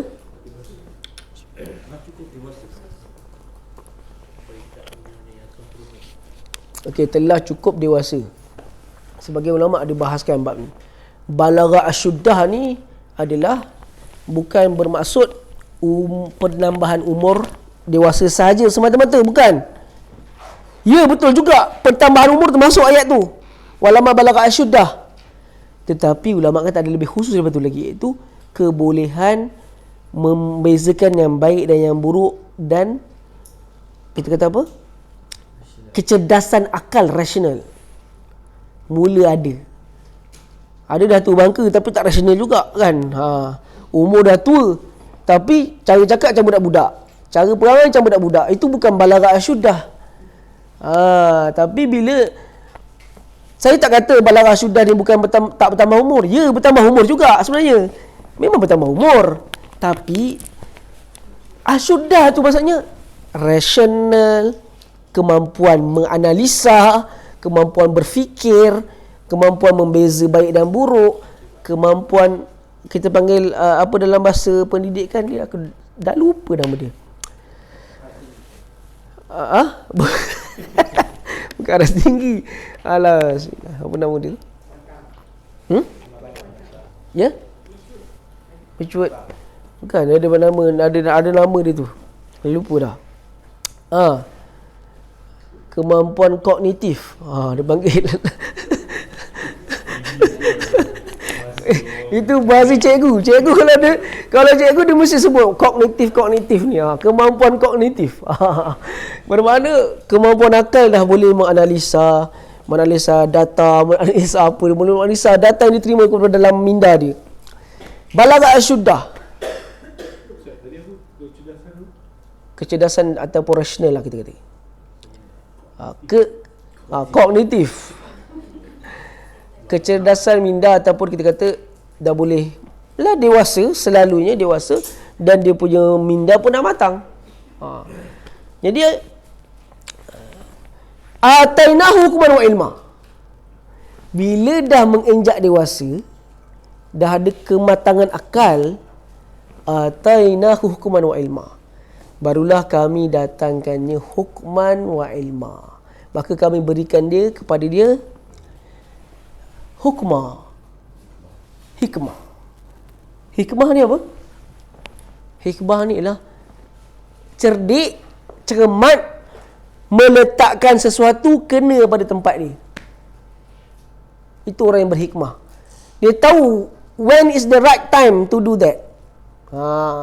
Apakah waktu yang sesuai dia nak buat sesuatu benda yang baik. So dia tahu benda sesuai mengikut situasi. Itu orang yang bijak. Takkanlah orang tengah, contohlah orang tengah, selalu benda ni ramai orang tak bijak berlaku dalam ceramah. Kalau dalam ceramah orang tengah cerita pasal satu tajuk, tiba-tiba dia angkat tangan, dia cerita tentang luar tajuk. Itu orang yang tak hikmah. Sebab orang tengah cerita pasal benda lain, dia pergi tanya benda lain. Contoh. Ataupun dalam keadaan semua tengah sedih, tiba-tiba dia bergurau benda-benda yang tak patut dibuat bergurau.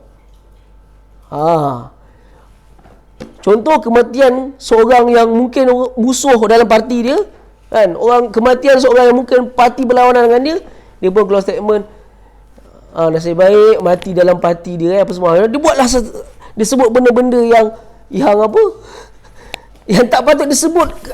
Itu bukan orang beriman. Itu yang saya sebut tadi tu. Tua bangka tapi berfikir tak macam, tak rasional. Yang itu tak nak. Itu adalah tanda orang yang lemah akal. Saya selalu sebut pada budak-budak sekolah rendah ni, darjah 6. Bila saya sebut benda ni, sebab bila saya tanya soalan, saya dalam kelas saya suruh tanya pendapat lah. Saya tak suka ngajar ikut buku sangat. Buku sikit je. Selebihnya, pada pendapat awak lah. Contohlah, saya tanya, apa pendapat awak, kenapa kita kena ada macam ni? Ceritalah. Tanya pendapat. Kena seorang budak loya buruk. Cukup naik darah bila ada yang loya buruk ni. Loya buruk, saya terus kata, ini tanda orang lemah akal. Saya kata, ini orang lemah akal. Sebab bila orang tengah cerita benda serius, kau masuk bergurau benda yang tak sepatutnya. Ini tanda orang yang tak kuat membaca. Saya kata, ini tanda orang lemah akal. Saya rendahkan dia bila dia, lepas tu dia pun rasa macam dia bersalah. Lepas tu sumpah tak buat lagi dah lepas tu. Sama ada dia memang tak nak angkat tangan terus, ataupun dia biar orang lain jawab memang ni. Selalu saya sebut kalau budak-budak kata, menajamkan akal, baca banyak, selalulah menghafal. Hafalan menajamkan akal fikiran. Banyak membaca, meluaskan pemikiran. Pemikiran awak tak akan macam umur 12, tapi cara fikir macam orang umur 20. Sebab apa? Sebab dia banyak membaca. Sebab dia banyak berfikir. Membaca je tak cukup, kena berfikir. Dia menajamkan akal.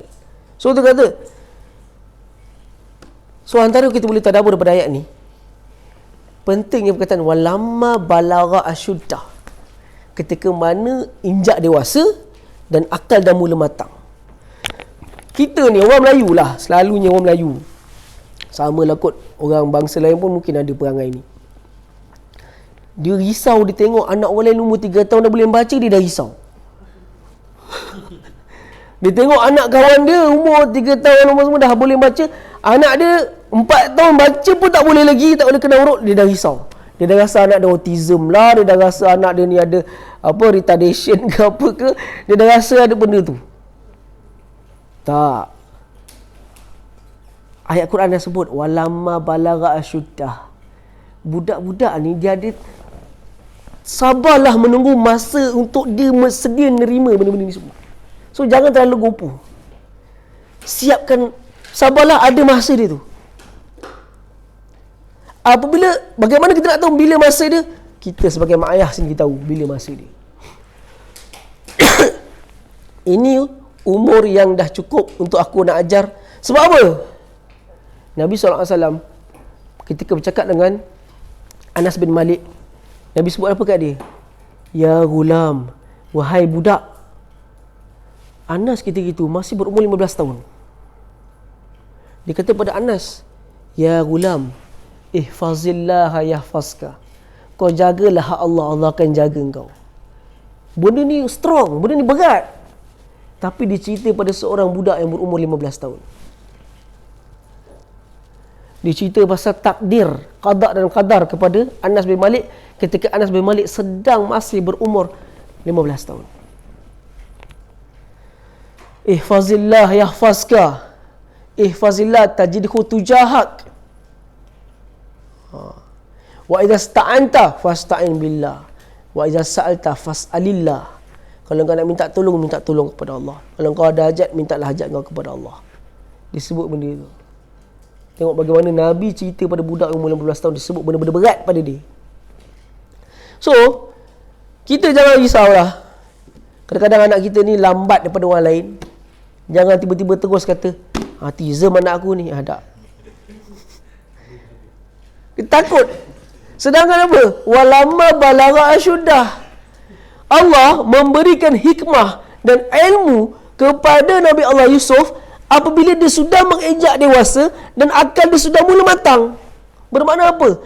Ada waktu yang sesuai untuk anak kita menerima sesuatu maklumat.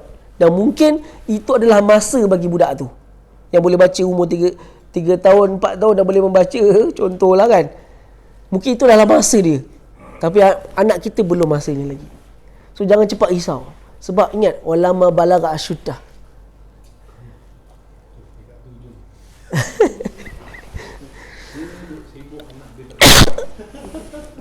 Tak boleh? Oh, okey.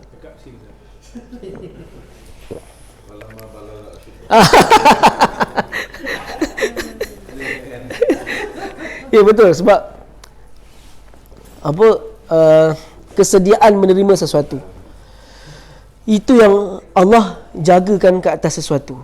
Kesediaan menerima sesuatu mengikut waktu yang sesuai. So seandainya seorang budak kan, contohlah saya berada di dunia pendidikan sekolah rendah. Anak saya rasa anak saya pun adalah mangsa benda tersebut. Tapi saya teringat ayat Quran, walamma balagha asyuddah. Saya tak marah dia sangat, walaupun kadang-kadang marah sebenarnya. Bukan kata tak marah sangat, marahlah juga. Kadang-kadang naik darah lah bila ngajar matematik kan, tapi selalu terkenang ayat walamma balagha asyuddah. Aku tak boleh kata dia ni tak pandai. Sebab kadang-kadang rumah kata, kan anak kita tak pandai. Tak, walamma balagha asyuddah, saya kata. Sabarlah dan sabarlah menunggu waktu kesediaan yang menerima benda semua. Akan ada waktu dia. Kerana ada budak, saya pribadi saya adalah pelajar pemulihan. Zaman dulu orang yang muda ni budak bodoh lah orang kata, pelajar pemulihan kot. Saya adalah pelajar pemulihan, tidak pandai mengira, tak pandai membaca ketika orang dah ajar. Saya tak pandai mengira, sedangkan bapa saya adalah kantin kat sekolah tu. Togel kantin kat sekolah tu. Tapi saya tak pandai kira duit. Saya masuk kelas pemulihan semenjak dah sekolah rendah lagi. Saya masuk kelas pemulihan matematik pada sekolah rendah. Sampai saya sekolah menengah pun saya masih, terkadang 5 saya masih pemulihan. Saya masih pemulihan. Tapi saya boleh mengira dah besar ni, semua yang X semua saya dah boleh kira dah. Saya dah mula faham. Tapi lambat dah tua. So walama balak, kesediaan masing-masing ni, sabarlah pada waktu dia. Ada benda kita tak faham pada waktu dulu, Allah gunakan dia faham ketika kau dah tua baru kau faham benda tu. Itu dah walama balagha asyuddah. Kesediaan menerima sesuatu yang sesuai pada waktunya. Kau sabarlah. Kadang budak, contohlah matematik, budak sekolah rendah, dia dah suruh buat ayat 5 tambah 5 sama dengan 10. Buat ayat tentang 5 tambah 5 dapat 10 sama dengan 10. Anak aku menulis pun tongkat terbalik lagi. Dia membaca pun masih meranggak lagi. Kau dah suruh dia buat ayat tentang 5 tambah 5 10. Dia nak buat contoh, ayah memberi 5 biji gula. dan ibu memberi 5 biji gula. Ada berapa biji gula sekarang? Dia nak ayat macam itu. Itu budak yang boleh menulis. Dah jadi 2. Jadi kecelaruan tu sebab apa? Sistem pendidikan Malaysia dia banyak tengok, dia pergi negara barat, dia tengok sistem pelajaran barat, dia pun limpahkanlah kepada minda anak Malaysia. Anak Malaysia ni pun tersipu-sipu, terkebil-kebil tengok apa benda, dia nak faham satu benda tu. Tapi tak apa, ingat. Saya lepas baca, selalu saya teringat benda tu, saya teringat kat minda saya lah. Kadang ngajar anak orang, pengalaman saya pernah ngajar huruf alif sebulan. Rupanya budak tu dah layak masuk pemulihan. Bukan pemulihan, pendidikan khas. Dia dah panggil slow learner. Alif tu sebulan tulis alif. Okey, sebut alif padam, tulis balik alif. Okey, sebut balik. Dia punya fikir seolah-olah dia tak pernah dengar pun huruf tu sebelum ni dalam hidup dia. Dia punya fikir tu seolah-olah tak ada orang pun pernah beritahu dia yang itu adalah alif. Padahal baru 2 minit sebelum tadi saya dah sebut dah tu alif. Tapi dia punya fikir tu lama, dia fikir seolah-olah dia tak pernah dengar pun alif. Itulah alif. Tak ada orang pernah beritahu dia benda tu. Kata alif, padam lagi berbelas kali. Saya kata tak boleh jadi ni macam inilah. Saya ambil alif, saya ambil satu kertas, tulis alif besar-besar, saya letak lipat dalam beg dia. Sebelum kau tidur, kau tatap ni benda ni, kau sebut alif, baru kau tidur 10 kali. Bangun pagi kau ambil kertas ni, kau sebut alif 10 kali. Kau buat benda ni, kata. Kau dah apa, kata kau pulang balik ke ustaz. Kau buat sampai boleh. Alhamdulillah, selepas sebulan dia dah tahu dia tu alif. Tapi tak apa, sabar. Walama balagha asyuddah. Saya pernah dengar Dr. Kamil pernah cerita dulu kan. Masa dia kecil dia pun tak berapa bijak. Satu hari tu macam mana terus dia, Allah kurniakan dia satu keadaan yang terus dia dah boleh cepat. So walama balagha asyuddah. Sabarlah. Seperti mana Allah walama balagha asyuddah sampai sudah.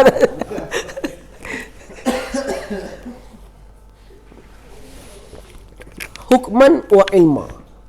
Bila Allah dah nampak kesediaan umur, kepantangan fikiran, barulah Allah kurniakan hikmah dan juga ilmu kepada dia. Wa kadzalika najzil muhsinin. Nampak ayat saya sebut tadilah. Begitulah kami membalas budi orang-orang yang baik ni. Begitulah kami balas. So di antaranya ada ulama mengatakan, di antara balasan Allah, Allah berikan kau satu ilmu, hikmah, itu di antara cara Allah membalas kebaikan. Wakazalika, kemudian berlakulah episod duka dalam kisah hidup Nabi Yusuf. Selepas Allah dah kata, Allah dah berikan dia kematangan fikiran, dia dah bersedia, kami berikan dia hikmah, ilmu. Ada sebagian mengatakan ilmu dalam ayat tu merujuk kepada dia dah boleh mentadbir mimpi. Kemudian bermulalah episod buruk dalam hidup dia. Warawadatsu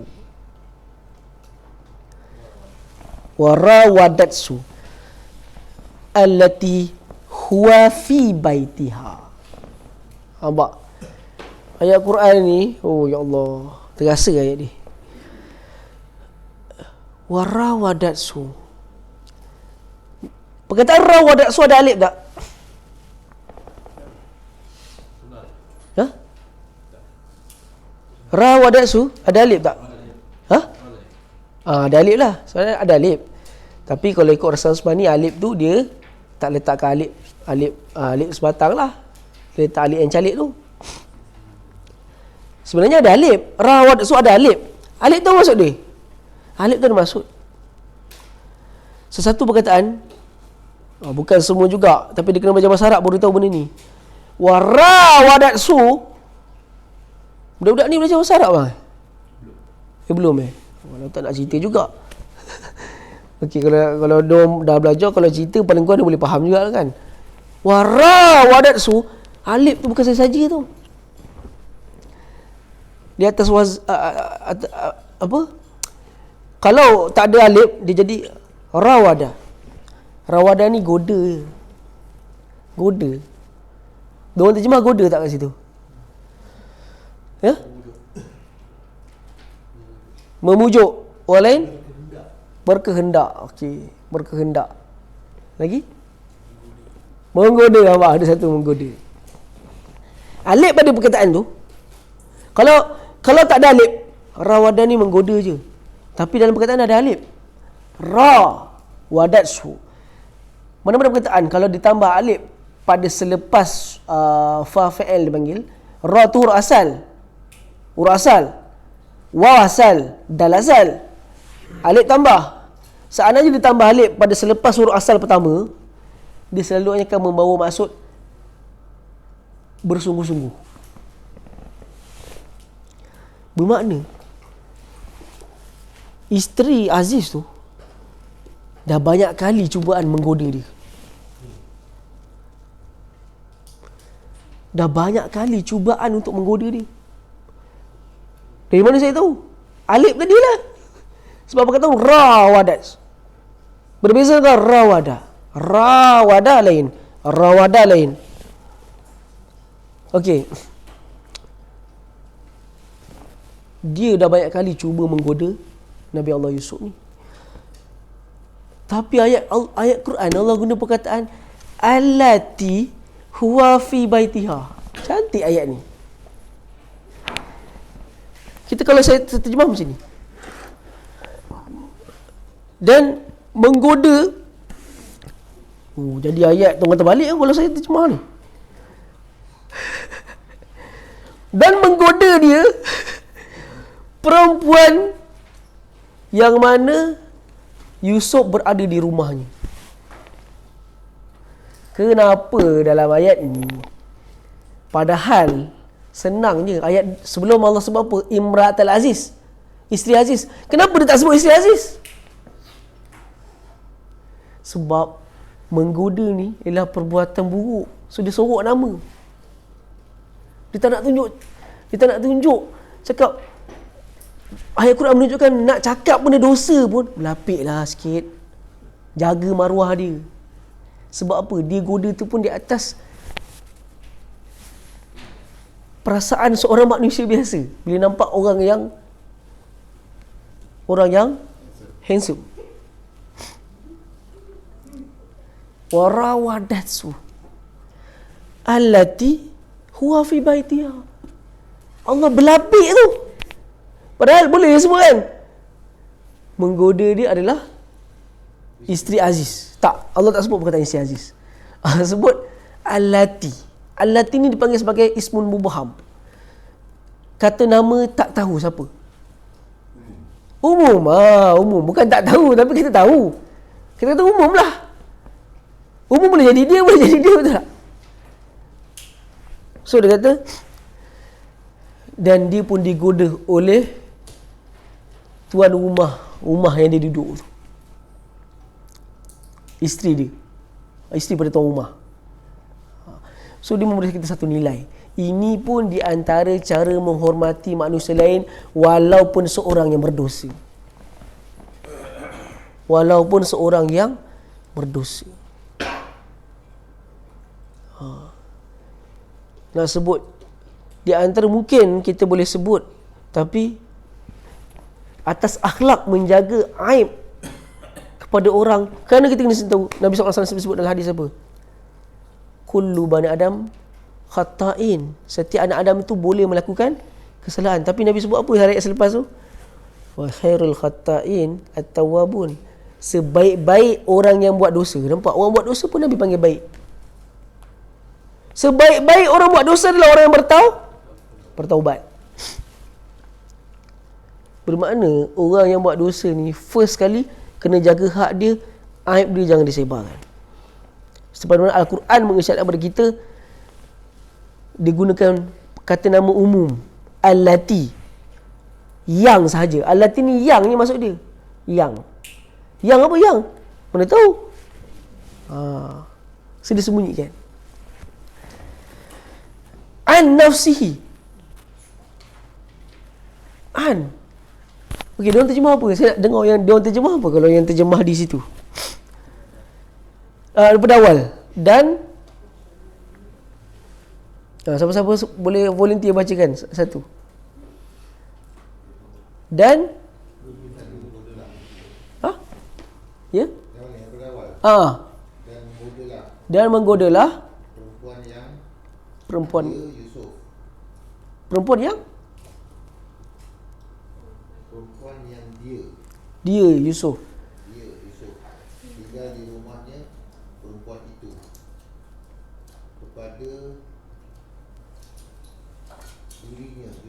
kepada dirinya Yusuf. Nampak?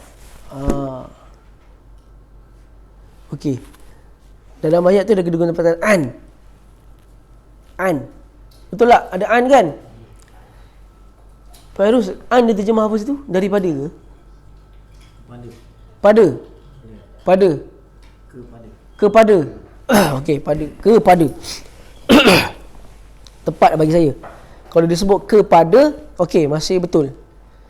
Tapi saya pun masih kurang bersetuju lagi. Sebab an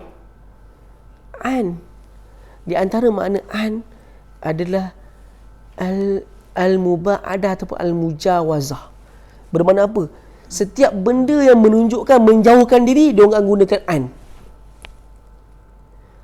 Bermakna banyak kali dia cuba goda Yusuf, tapi Yusuf cuba menjauhkan diri. Bermakna Yusuf tak nak an nafsi. Sebab dia guna an. Patutnya Allah boleh guna apa? Boleh guna perkataan lain. An ni ialah di antara kata-kata hubung. Kita panggil kata hubung. Macam daripada, pada, itu kita panggil apa? Kata hubung kan? Betul tak? Sebab kalau dalam masyarakat kata hubung ada apa? Min ila, an, ala, fi, rubaba, kaf, lam, yang tu. An. Di antaranya an. An ni selalu menunjukkan benda yang bersifat menjauh. Wa ghallaqatil abwab. Bermakna apa? Dia ni dah cuba goda banyak kali tau. Dan setiap kali itulah Nabi Yusuf cuba jauhkan diri. An nafsi. Last kali dia buat apa? Ghallaqatil abwab. Dia tutup pintu. Tak nak bagi orang tu lari. Dia bermasa sekarang ni dia dah duduk rumah orang baik, suaminya orang berakhlak, orang baik, jaga dia. Tiba-tiba nak dijadikan cerita isteri kepada tuan rumah tu, bangsawan tu suka kat dia, yang mana dia masa tu adalah budak remaja, suka kat dia. Bukan setakat suka sahaja, tetapi sampai nak buat sesuatu benda yang tak baik dengan dirinya. Dan dia sentiasa cuba menjauhkan diri. Jadi dan sampai kan dia sebut apa? Haitalak.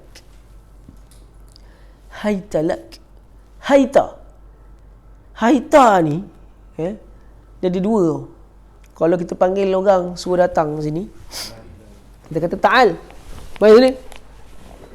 Dalam bahasa Arab kita bilang aji, ta'al aji, mari sini. Tapi kalau haita yang tu. Haita ni adalah untuk kegunaan yang lembut.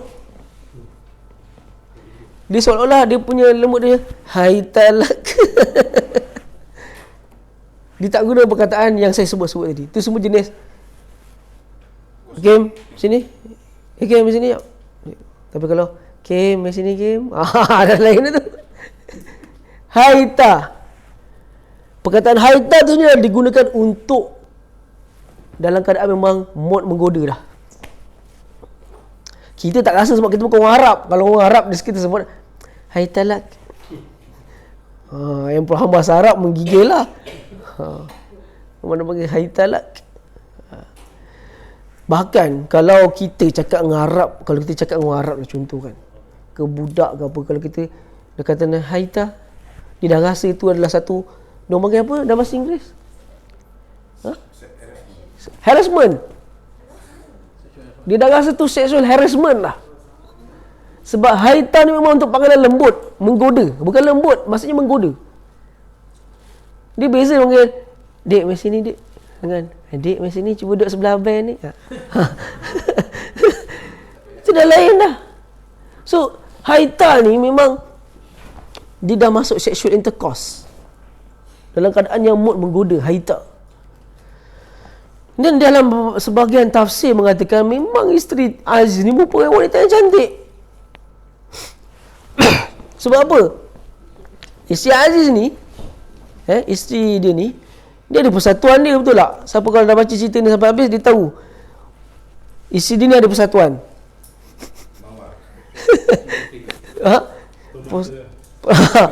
Persatuan isteri-isteri kaya macam tu lah kot.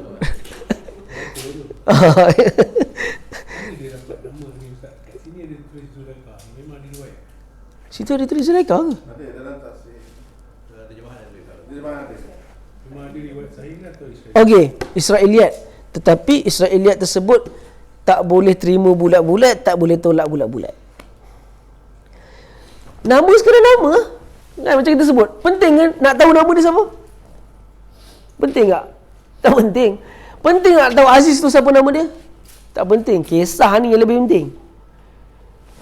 Ada dua riwayat yang dalam tafsir, kalau kita baca tafsir Ibn Katsir, tafsir Ibn Katsir selalunya dia akan bawa riwayat Israiliyat sebagai menyokong sesuatu tafsir.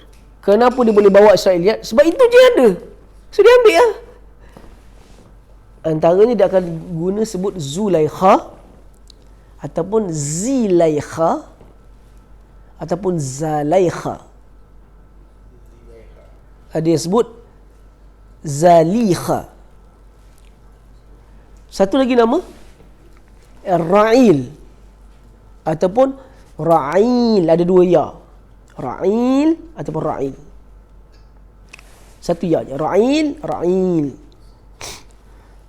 Ini di antara dua riwayat tentang nama perempuan tersebut. Nama perempuan tersebut yang apa? Yang diriwayatkan nama bagi perempuan tersebut lah.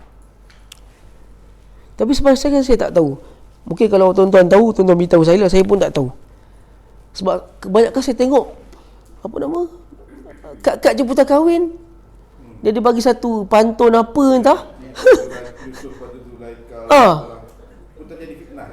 Mana datang benda tu? Saya tak tahu. Mungkin saya tak tahu ke ada asal usul ke, saya tak tahulah. Ke abang ada tahu ada asal usul dia ke? Atau bos semalam tengok cerita Melayu, cerita dah jadi fitnah Ada pula cerita Melayu. Bagai Yusuf dengan Zulaikha.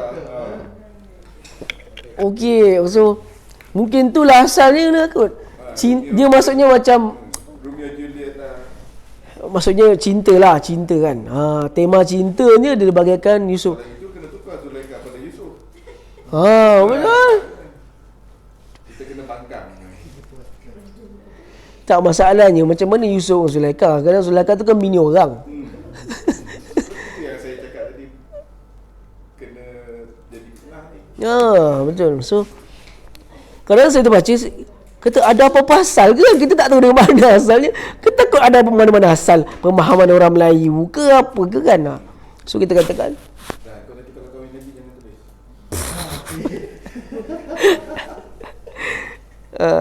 so dia kata ghalaqatil abwab wa qalat haytalak. Okey, sekarang ni dia ajak menggoda.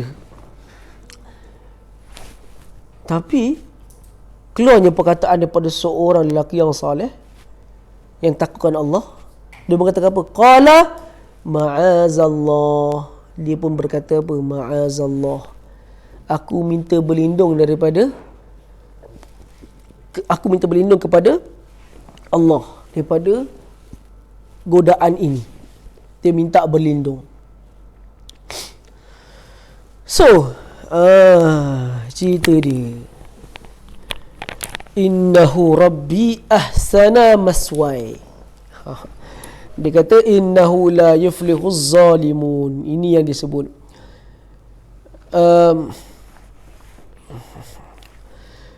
Innahu rabbi ahsana maswai. Ini yang saya sebutkan tadi tentang Nabi Yusuf sendiri mengatakan bahawa aku telah dididik dengan didikan yang baik.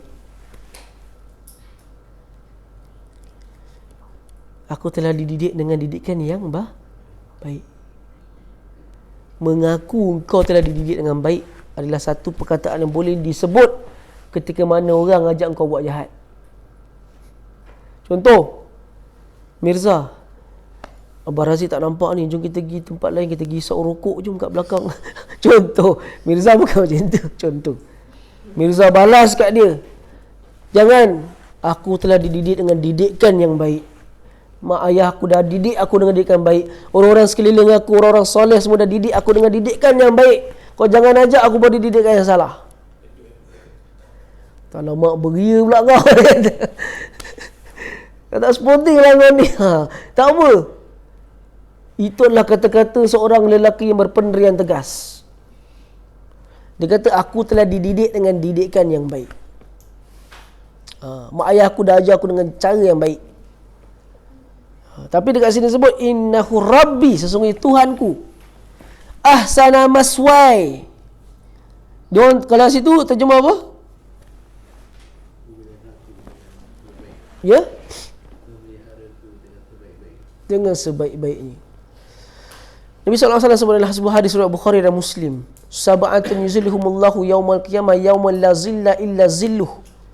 7 orang yang akan dinaungi dengan payung daripada di hari kiamat besok, dengan mana tidak ada sebarang payung pada hari itu melainkan payungan Allah, lindungan daripada Allah.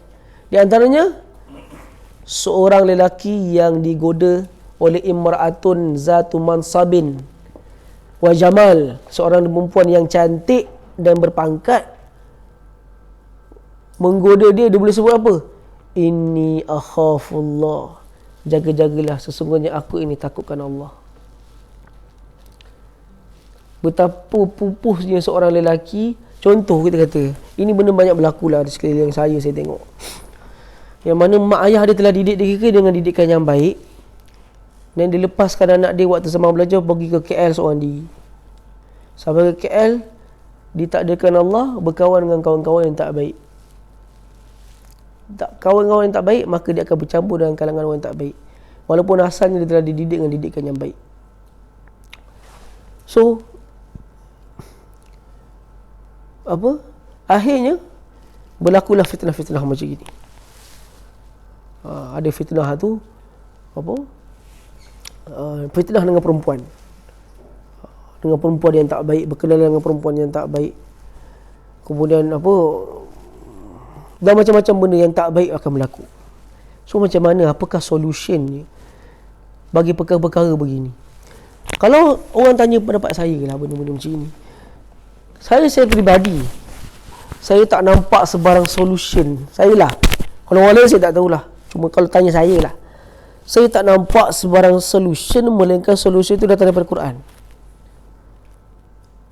Bermakna apa? Ikat diri anak-anak kita dengan ilmu, dengan pengajian Al-Quran.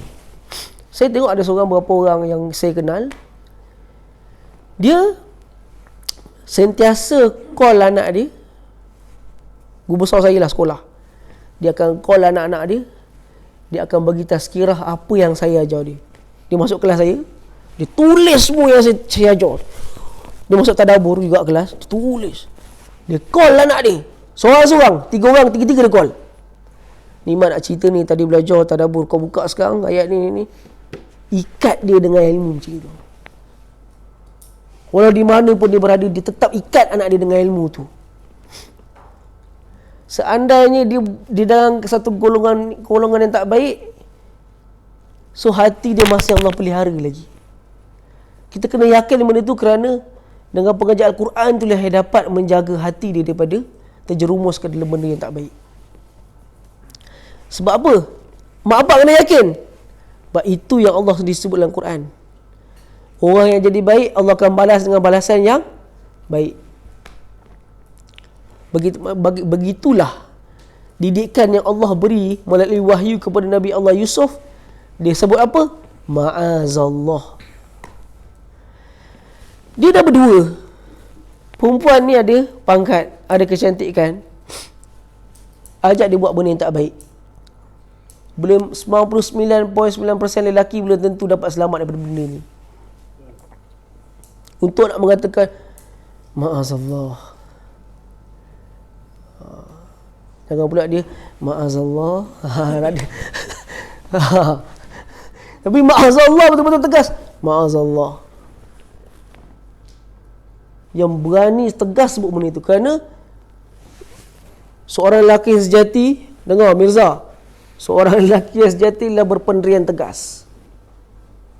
Itulah seorang lelaki yang sejati, berpendirian tegas. Ya? Selamat orang center je.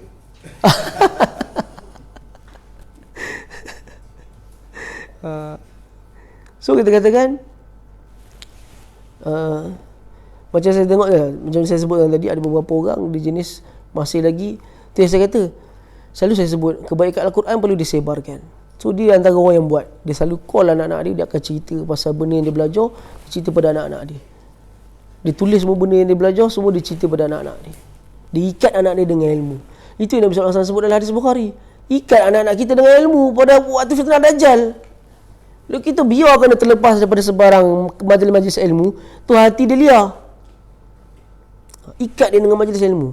Walaupun dia jauh, kita ikat dia dengan apa, tazkirah yang kita ada.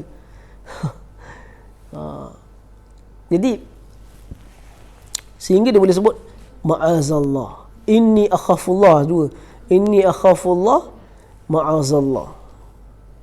Saya teringat dulu ini cerita selingan lah. Ada orang tu dia dah bertunang.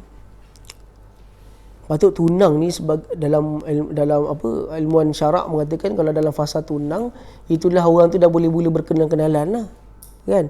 Tapi dalam keadaan yang terjagalah, bukannya pergi apa keluar mall berduaan ke apa, bukan macam tu.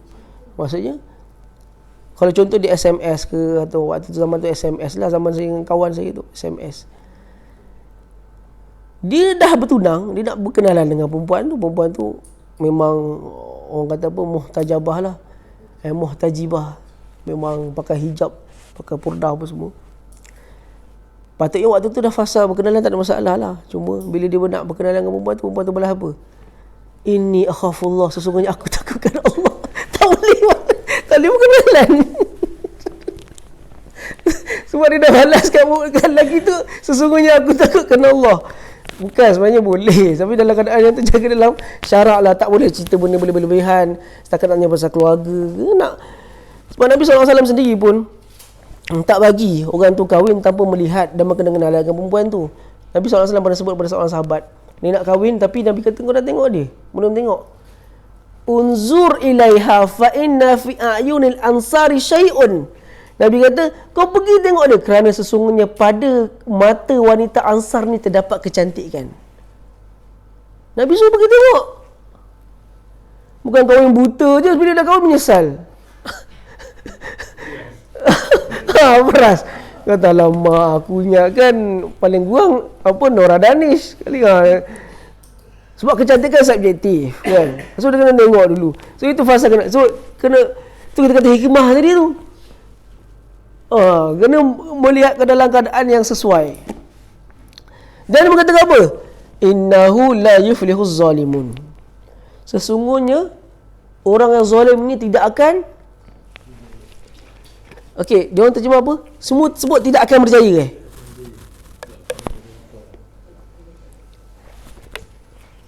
Okey, saya ada tambahan. Tidak akan beruntung. Okey, tidak akan beruntung. Tidak akan beruntung. Okey, boleh. Berjaya pun ada kan? Okey. Apa? Kalau saya nak tambah satu perkataan. Tidak akan selama-lamanya berjaya. Sebab apa?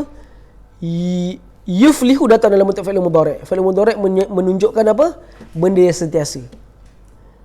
Relevan sepanjang masa. Present tense. Betul, present tense lah kita katakan. Dia kalau dalam bentuk present tense macam tu, fi'il mudhari', dia bermasuk bentuk sentiasa. Sentiasa takkan berjaya. Orang yang melakukan kezaliman. Apa dia kezaliman? setiap perbuatan yang mendatangkan kemurkaan Allah itu adalah zalim. So semua benda zalim. Sehingga kan ulama mengatakan zalim itu apa? Meletakkan sesuatu bukan pada haknya, tempatnya. Saya pernah dengar ada seorang ustaz tu kata, contoh, saya ambil air kat sini, tiba-tiba saya letak kat sini. Zalim tak? Itu zalim. Sebab kau dah ubah tempat dia. Tak, itu bukan zalim maksud dia. Bukan tempat, masuk tempat. Tempat tu lah masuk situasi. Bukan tempat, dia bukan masuk tempat. Maksudnya lah keadaan ataupun situasi. Meletak, macam saya sebut tadi lah. Orang dengan cerita lain, kau cerita benda lain. Orang dalam keadaan sedih, kau bergurau benda yang tak sepatutnya. Itu zalim.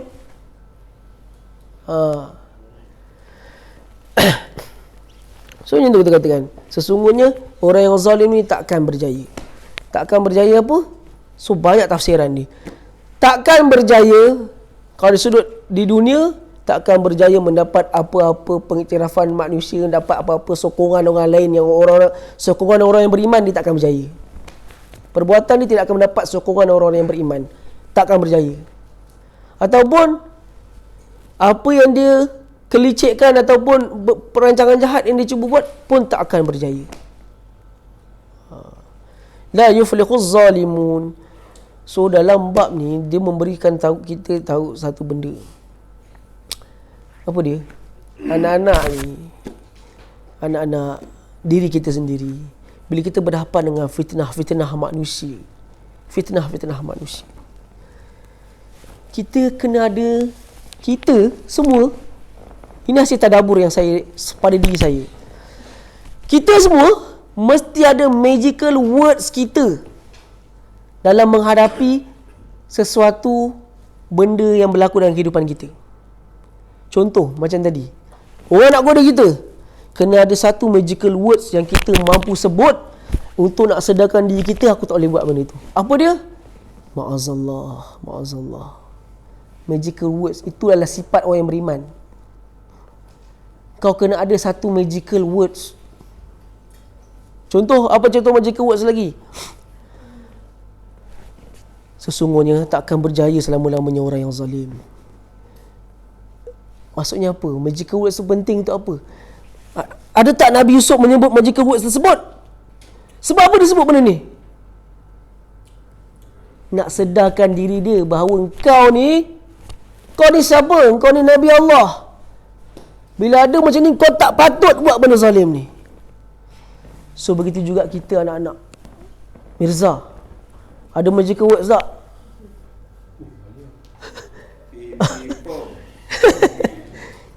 Mirza dah kena rancang magical word yang Mirza nak sebut bila kawan ajak buat benda jahat.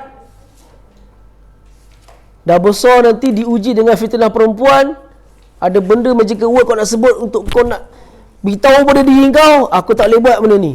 Okey, sekarang siapa boleh kongsi dengan saya sepanjang kita belajar surah Yusuf ni, apa magical words yang tuan pernah ada perasan yang disebut oleh para Nabi dan Rasul?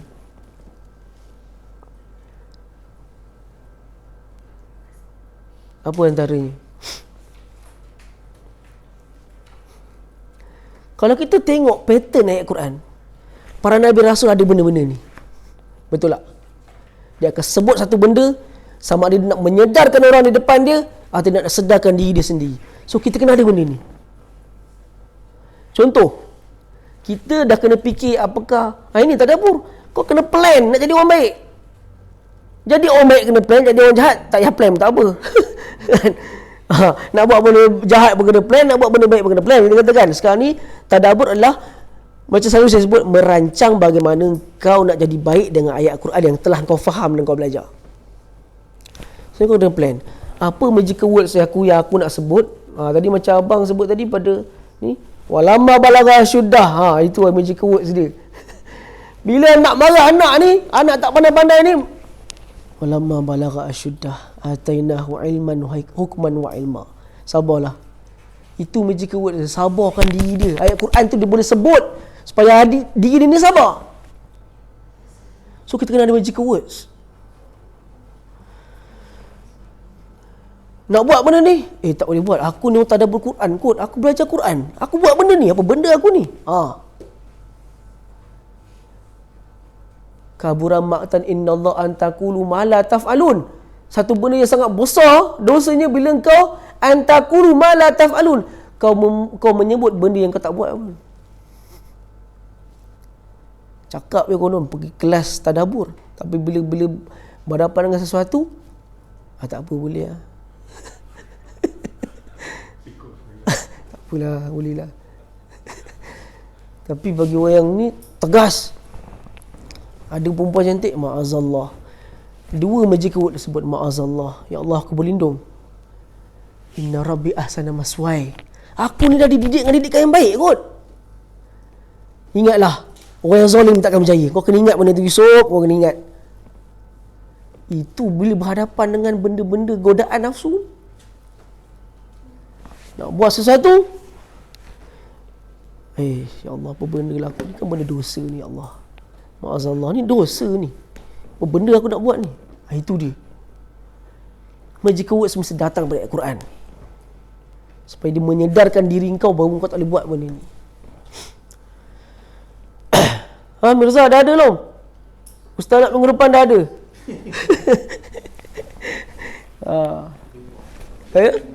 Kerja rumah.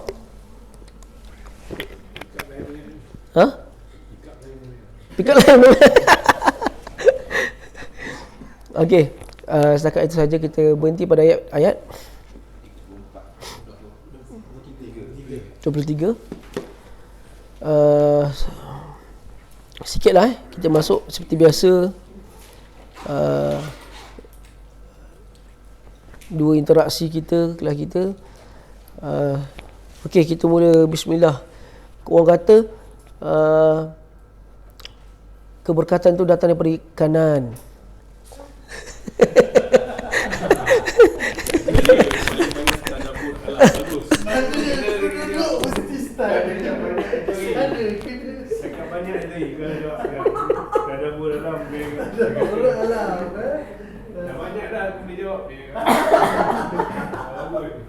Aku tengah ada masalah, jari dia bodoh aku. Saya pasal anak saja lah Ustaz. Jadi Pasal anak lambat cakap pun. Okey. Saya ada anak yang cikgu. Ya. Jadi saya kena banyak sabar. Betul. Kena sebut magic word dia apa? Allahu Akbar. Walama balara apa tadi bang? Asyuda. Jangan dia sampai ke sudah. Tak faham apa ke